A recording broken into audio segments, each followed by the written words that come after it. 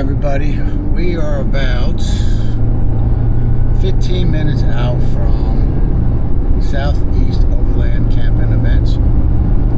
We got Buster in the back, and we're driving through the mountains of Tennessee right now.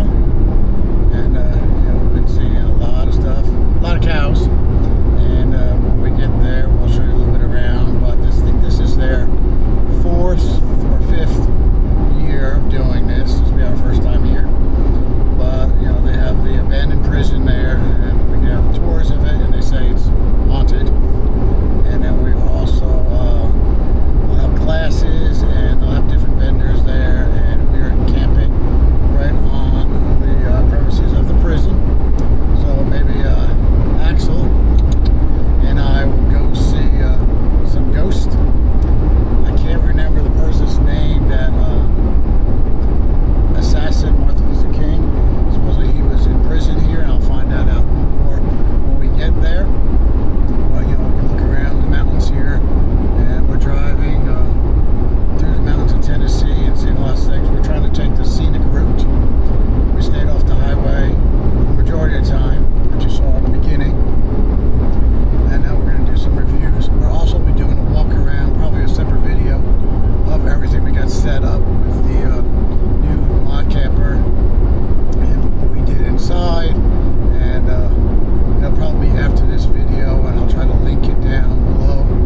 But today is Thursday. The event really doesn't start until Friday, but the premium event goers get to come in on Thursday.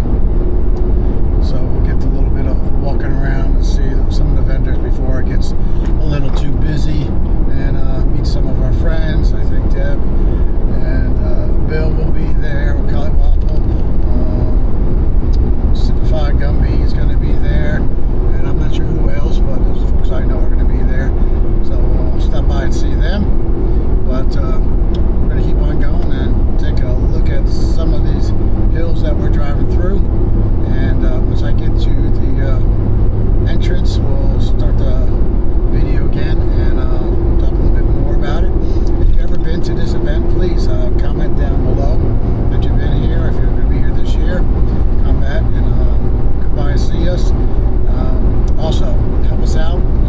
This channel is new for us. I think we just broke 2,000 subscribers, and we're building up. So hit that thumbs up, hit the subscribe, make sure you hit the notification bell, and help us grow this channel. Also, go check our other channel, Ranger Dog Training. We show off some dogs, some training tips, some product reviews, and we'll put that in the description below. But we'll see you when we get to the entrance of Southeast Overland Camping Event.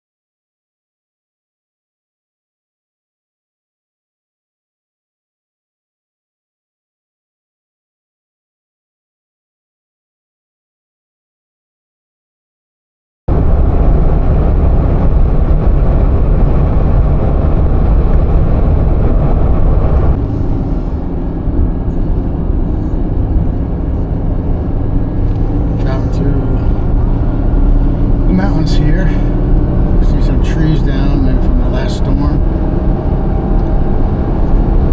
Hey everybody, this is Camp Ranger Overland Adventure. We are going out to Southeast Overland Camping Event here in Tennessee. It's going to be at the Brushy Mountain Penitentiary State Park, which is abandoned. But Axel and I have taken a break on our route here, and we're stopped by this lake, and we see old Axel here. There's Mr. Axel wandering around, and we're just taking a little break before we get there so he can potty a little bit.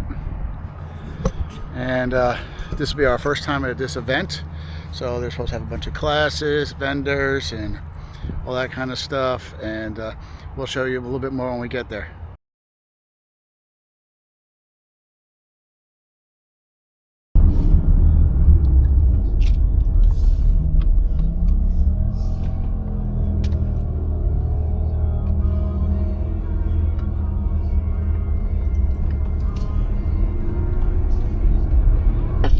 So we're staying out of prison.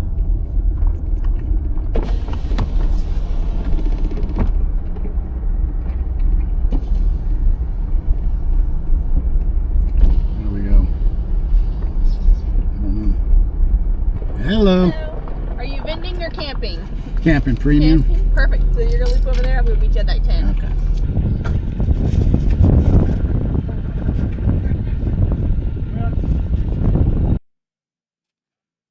Hey everybody, this is Ken with Ranger Overland Adventure. Today is the first day of the Southeast Overland Camping Event in Tennessee at the Brushy Mountain State Penitentiary, which is abandoned. And we can flip this camera around and look at some of all the rigs that came in last night and this morning.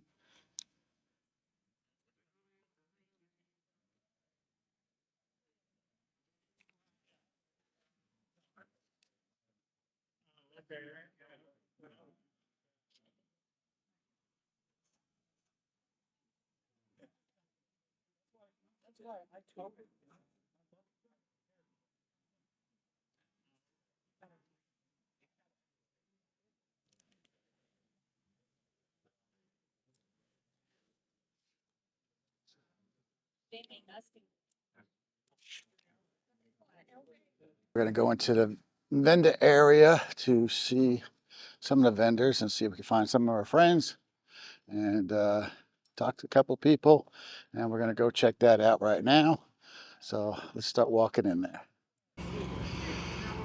All right, so we're here in the vendor area on Friday evening, and we're just checking it out, and we got the prison right up here. We'll take a picture of that in a sec.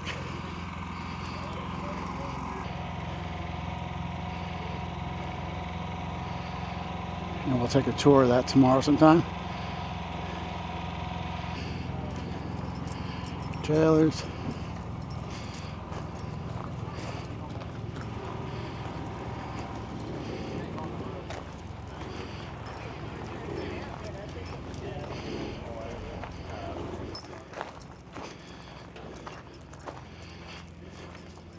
So they're still coming in, getting set up.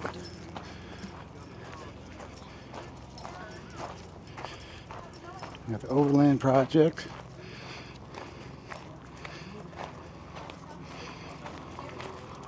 Dos.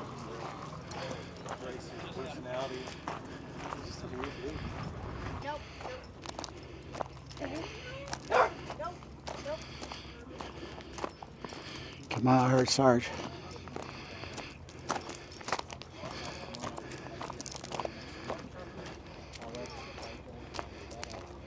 And they had that dog there. She doesn't do well with other dogs because she's never been with other dogs. This weekend we're going to work with her. Right, Axel? All right, buddy. Let's go over. See, we see somebody over there.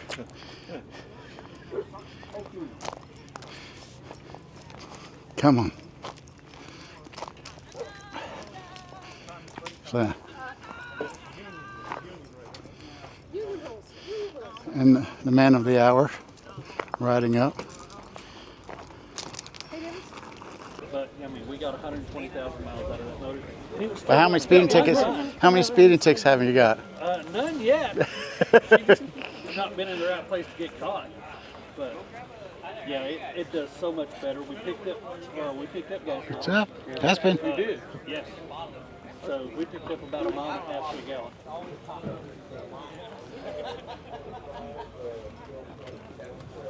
It's all inflatable. It's like a paddleboard material. You can seal the door up when I go down the river at the same time? You can. For an extra $100, we'll send you a pet. Yeah. Can I pet the service dog? Yeah, he's getting spoiled today. Oh, sweet dog. Lots of love today, huh?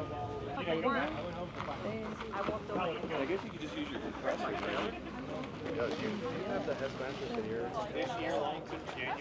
How y'all doing? Okay. Y'all staying out of trouble? Trying to. That's It's no still fun. early, so it's easy. Can we Hey, touch your baby. baby? Yeah, he's getting spoiled today. I'm strong. How's that one? This one's good. You mix it up really good? Yeah. Mix it up really good. Blowing his coat. It's all right. It's summer. He's got to get that. He's got to get it ready. Chicken in He's got to get it ready for July. there. I reckon. We sell these over Georgia Park.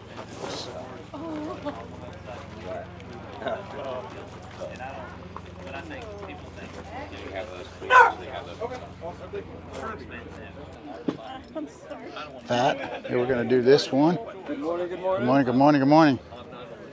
Guy, but the very first thing Yeah. they slap us. It's gonna be one of our next trips. Absolutely. It would be an absolute blast and you'd have a great time.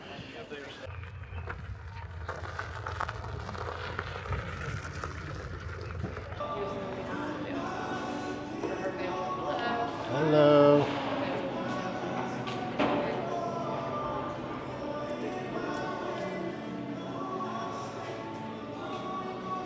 So we got distillery.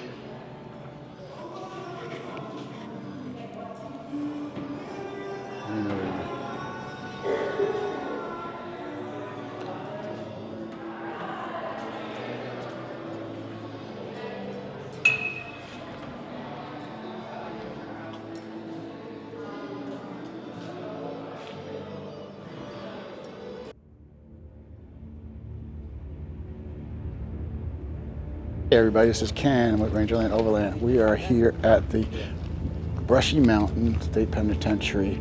We were lucky enough to meet this gentleman named Larry, who worked here for 30 plus years. He gave us a tour, gave us a little bit of insight. James Earl, right, that committed, supposedly shot Martin Luther King, is here. So we're going to go on a tour with him. So he's going to explain us a little bit about what's going on, and we got a lot of good information. We appreciate it. He just volunteers his time. He was a prison guard here, and let's go have fun with him. When you watch the video later, there's a couple of things in the video that at the time it was made, based on the information that we had. Now that we've uncovered some stuff, there's a couple of little minor things in the video that are wrong. One being, it says that the old prison burned down and they built this one. All right. Then we found this picture. This is the building now. Here's the old prison behind it. It didn't burn down. They did have a fire. The fire was back here in the back. They put it out, started building this building.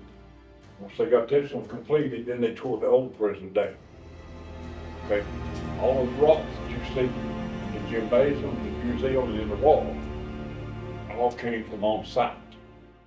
Way back here, go around this little bend right here, there's a rock quarry back there. And all the rocks this was quarried by hand.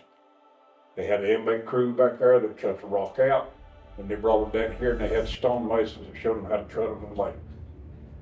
So all of this was done by inmate labor. Now, you'll see right above the door, you see that little hinge or buckle thing right above the door. What that is connected.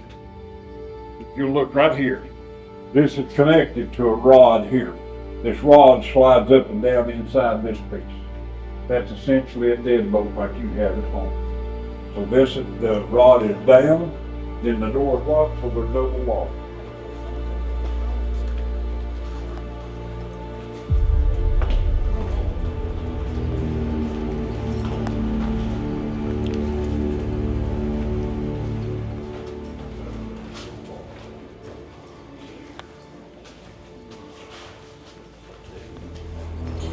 Somebody tell me what this is. All right, say if you're an inmate and you're out here and you're causing a problem, and it's nothing worth taking you to the hole and locking you up or anything like that. So in order for me to get your attention, to get you, get you to lay your ass down you, turn you upside down, put your ankles in these hooks. Oh wow. And then shut the door. Okay? So, That'd be pretty short. one lady asked me one time about a former inmate that we put in there. And she said, how dare you do him that way? And I just, ma'am, you don't know what he done. Okay? But in truth, and how I got her was, that's not what this is. Oh. This is a mop rack.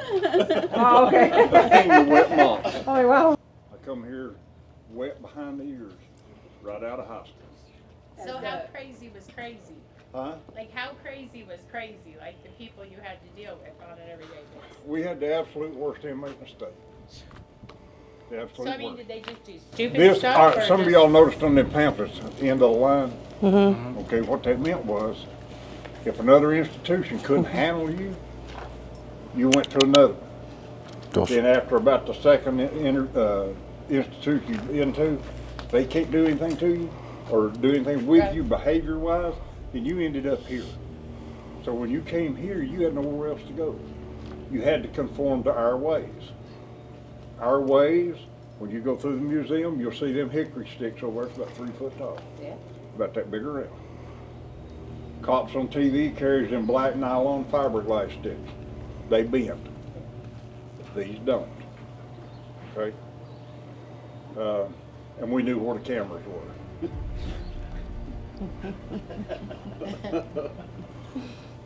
Cameras can't cover everything. Okay? So, anybody have any questions? We're gonna do, y'all just walked up, we're gonna do a tour. You're more than welcome to go with us. All right. Prison got started because of the coal mine. They, in the 1890s, a little town over here across the mountain called Brushy, started mining coal. The employees went on strike, the state stepped in with inmates, supplied inmate labor to mine the coal. That put the miners out of work. So the miners all banded together, they loaded the inmates on the train and sent them back to Nashville. When that happened, then the state sent the militia in. So you had what was called the Coal Creek War. You had the militia on one hill, coal miners on the other. Very similar to the Hatfields and McCoys type. Okay? So that went on for about a year or so. The miners won out, the militia gave up and went back to Nashville. The state of Tennessee said, well, we'll mine coal for ourselves. They came here and they bought 4,000 acres. Started mining coal. We had 7 coal mines. They were all 7 didn't go at the same time. Okay, they probably have 2 mines at a time. Now, if you look right on top of this building, you'll notice about 100 yards up. See, looks like a little green evergreen or something up there, about 100 yards up the bank. About right in there is where coal mine number 4 was. Then at about a 45-degree angle to the left, you had number 5, 6, and 7. You had number 3 mine that was over here, and then number 2 mine was out here. From where some of your accounts, when you get back later, if you look back over on this mountain at the point, you may see a big concrete wall, okay? If you do, that was mine number 1. Now what we did, the reason the concrete's there, when they quit mining coal and stuff, we went in there and blocked up the back of it, put the concrete doorway and all of that stuff in, and then we, that's where we kept our paint and chemicals and stuff like that to be able to paint the building, chemicals for whatever they need. Okay. So that was the 7 mines that we had. A lot of people died in the mines. And when we get inside in a minute, and I talk to you, I'll tell you just how many people died here. A lot of people want to compare us to Alcatraz with the number of people that died. Alcatraz is not close at all. Okay? We had more people, almost more people to die in 6 months here by being killed than Alcatraz had in 29 years. And then when I tell you how many people died here, you're gonna be surprised. And there's a bunch of them. Okay? Anybody have any questions? Okay, follow me. He got stabbed in what's the museum now, the TNToverlander. He got stabbed 22 times, 77 stitches, I believe, and a blood transfusion. The blood transfusion, he developed hepatitis. That turned into cirrhosis. That's what he died from in 1998. That's the man that stabbed him. That's Doc Walker. Now, Doc and 3 other inmates are the ones that did it. The headlines, of course, newspapers are out to sell paper. So they make up a lot of these headlines. Don't believe a damn thing that the newspaper told you 40 years ago. Don't believe what it tells you next week. Because they're going to manipulate about a guy named Raul. To me, Raul was CIA. When James was on escape from Missouri prison at the time. So he had met Raul in several places across the United States. Then they ended up in Memphis. James admitted that he went from Memphis to Birmingham, Alabama, and got the gun. But when he went to do that, he drove a 65 or a 66 Mustang. Raul bought that car, $2,500. Raul gave him money to buy the gun, paid him money to go get the gun. When he gets back to Memphis, he told him what boarding house to get in, what room number to check into.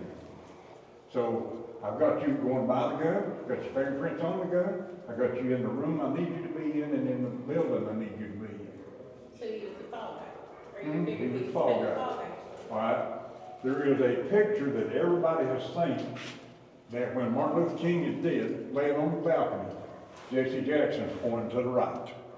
He's not telling you it came out of that window. He's telling you it came from over here. Okay? Because if we're outside and a shot comes out that window or out of that building, you can't tell me what building it come out or what window it was in. You can tell me it came from that building. Okay? So, I've got him in the building, I got his fingerprint on the gun, I got him buying the gun. James takes off, gets back from the shots fired. James gets in the car, drives to Atlanta, gets on the plane, goes to Portugal, then he goes from Portugal to London. When they catch him in the London airport, he was about to get on the plane, he was going to go to Brussels, from there to South Africa. He figured it all out. He said that they gave him $50,000 to go buy the gun. When they caught him, he had $40,000 cash in his pocket. Now, where did the other $10,000 go? He's on the run. Hotels, plane tickets, fake IDs, fake passports, food for 2 months. So there was the other $10,000. $40,000 then is $250,000 now. That's a big chunk of money. James was a small-time thief. Where did he get $40,000?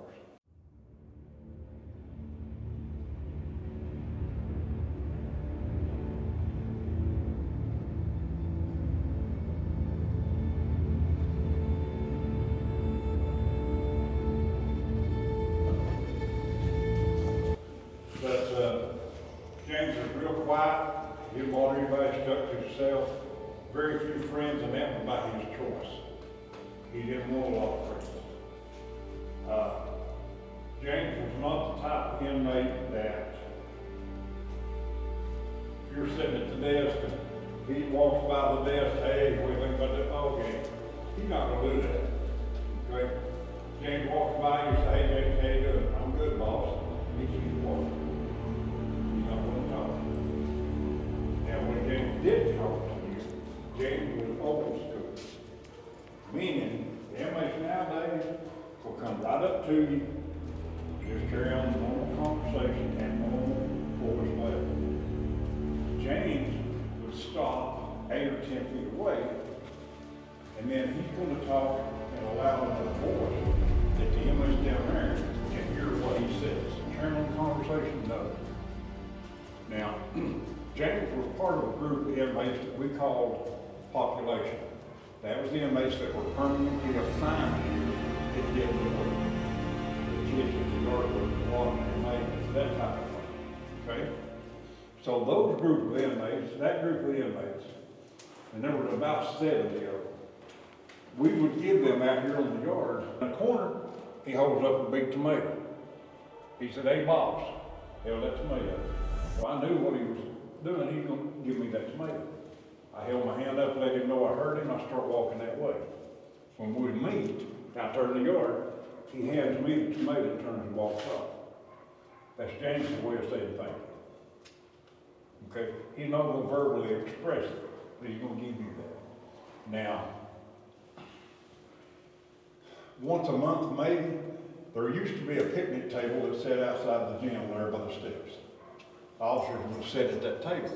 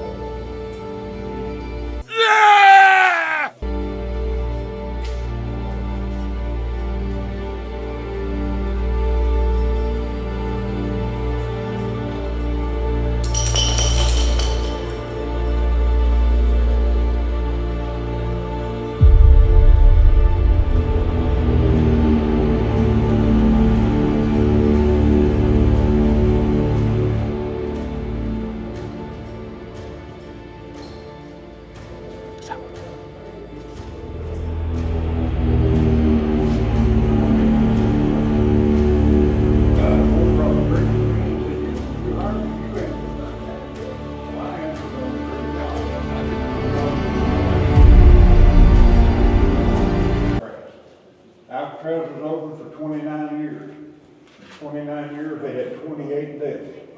That's all. 28 deaths in 29 years. 15 natural, 5 murders, 8 suicides. That's all they had. This is a picture of the inmate cemetery. This is not everybody that died here. This is just the ones that the family did not, for whatever reason, come and claim the body. There's 2,000 down there. We can document over 10,000 that died here, one way or the other. So what did you do with the bodies? Like when they died? I mean, did they At one time we had our own board. We built our own coffin. We had a crematorium. Then in latter years, if an inmate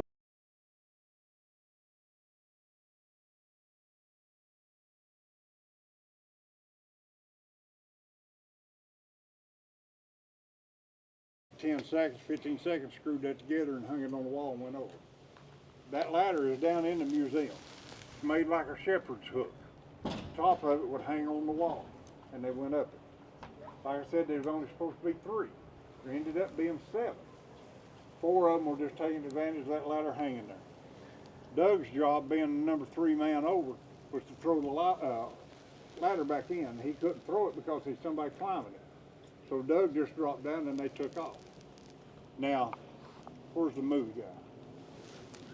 When you watch that movie, well, no, wait a minute, I'm wrong. On one of the interactive TVs down there, they're talking about the escape. They've got the Tennessee Department of Spokesmen there that don't know poop from China. Okay? This hill has mine number 3 on it. That mine collapsed in 1963. There are still 17 bodies, 3 mules in that mine. 3 years ago, a lady asked me, did we think we were still alive? Yes, ma'am, we go up there every day and drop food and water. So did a lot of the mines, though, that was kind of normal collapsing or something back in the day? Yeah. Starting Because, out. and like I said earlier, I don't know anything about coal mining, okay? But I do know the mines now have big bolts running up in them. holding ceiling up. These don't. So and these were kind of wildcat kind of mine. They didn't go by a lot of laws and regulations. There's a hill, find a hole. Well, Big. whole line too, after a lot of tunnels and stuff collapsed, they started opening them up, Yeah. you know. more They in didn't our get area. much help to get them guys out. Right. And what we don't know is, what we'd like to think is when it fell in and killed them, did it fall on them? Or did it fall and block them? We'd like to think it fell on them. So how sick did they get from, like, you know, cold itself? Like, how did a lot of them just get sick from a lot of that? Well, nowadays they call it COPD, emphysema, black lung. That type of thing. Were there any officers or with them in the mines when they would go in? No. We had a mining foreman, which was somebody in the community that knew how to work the mine. They would be in there, but the guard would be outside. They had to get 8 tons of coal per day, per man. I didn't know until a couple of years ago how they kept up with that. They were given, inmates were given a tag that had their inmate number on it. You go back and you fill up that mining card, you push that mining card out to the opening of the mine. There's a man out there with a tally book. He'll take your tag off, give you credit for it, hand you the tag back. You went back, fill up another.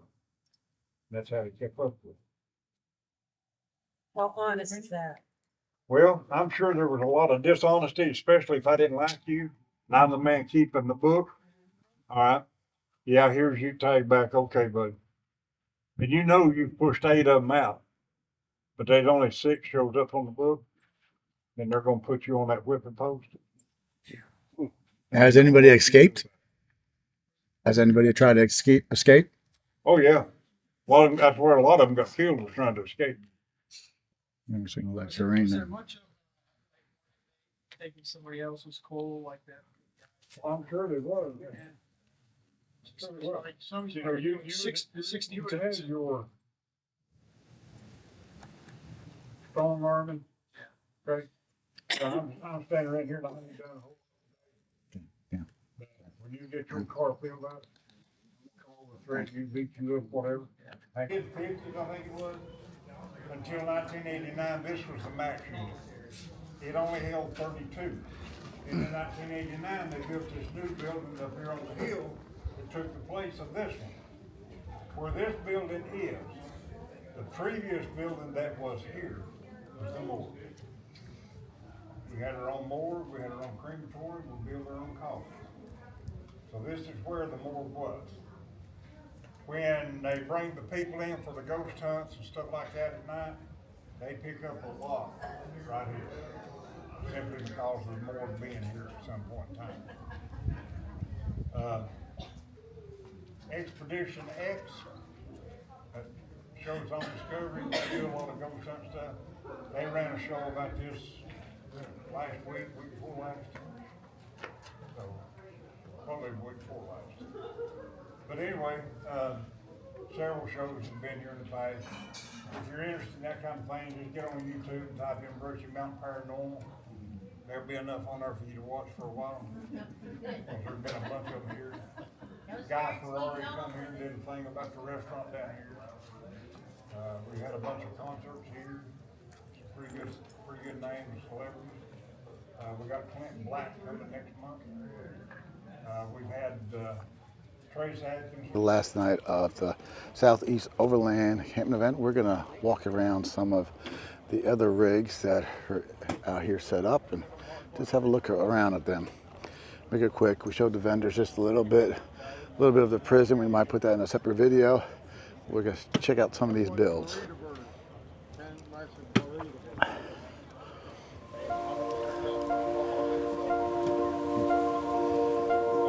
Trailers, Toyotas, Jeeps.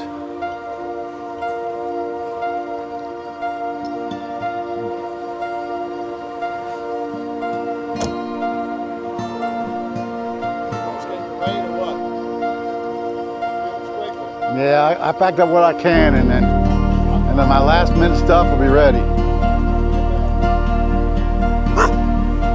What's up, buddy?